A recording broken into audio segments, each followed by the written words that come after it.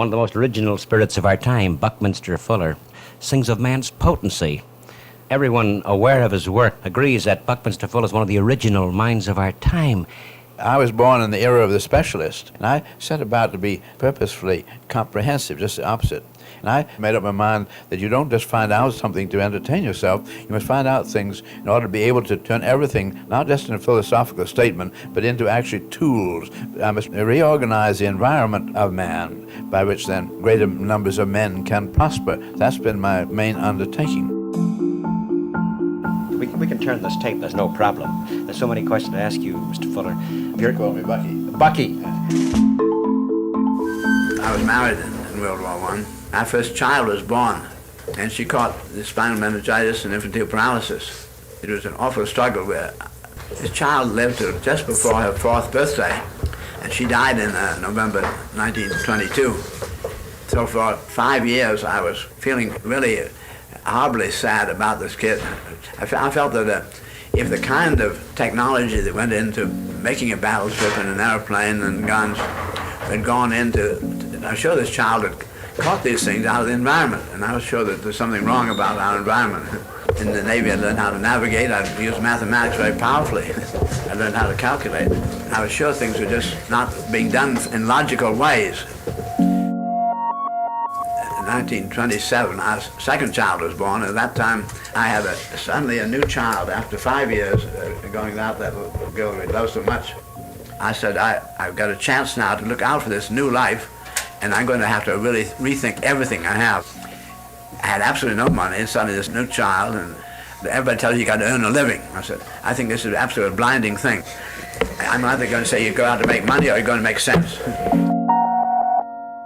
I recall in Chicago wheeling my little child in her baby carriage in Lincoln Park. I was amazed because a little biplane went over Lincoln Park. Airplanes were not very common in those days. I said, isn't it amazing? Here's my child looking up at that airplane, and that airplane in the sky is as natural to her as a bird, because when I was born, the airplane did not exist. It was really sort of the beginning of impossible things happening. I began to feel for what really needs to be done the very biggest way. Well, I found that I couldn't improve an airplane very much. I'm not going to improve the electronics very much. There are a great many people preoccupied with that. Where man was living, he was really very ignorant. It's where people live that need attention.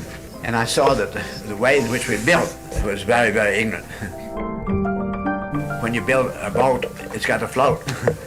So you learn to do a whole lot with little. It's got to be strong enough not to sink. It's got to carry a cargo.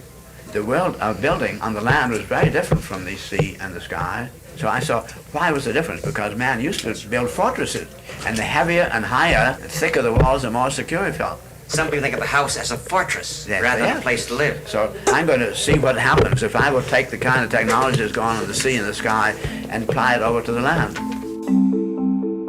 So many things to ask you, Bucky, that you have foreseen. Thinking of a geodesic dome, do you see actually roofed cities ever? We're continually doing more with less, and my geodesic domes do a very great deal with very little. But I think they're only symptomatic studs, and I wouldn't be surprised if we found ways to control that environment over the city without even seeing the roof there, an electrical field control, and so we could make the water go and dump over here and pipe it there and so forth, whatever it may be.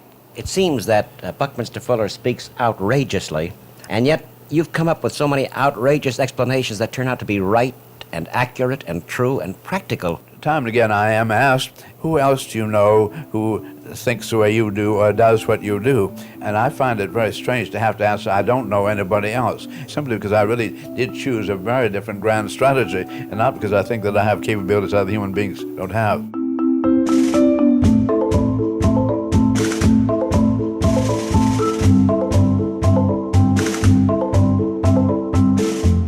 My daughter, I was wheeling the baby carriage, who had an airplane as normal in her sky, now has her daughter.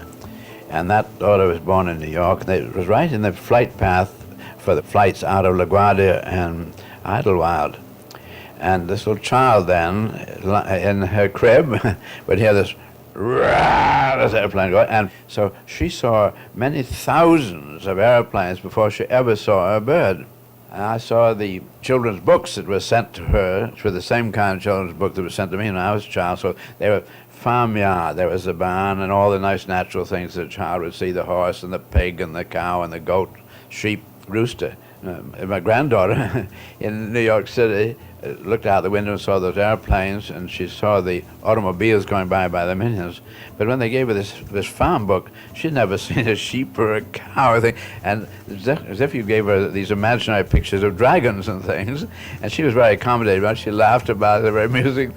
But they weren't natural to her.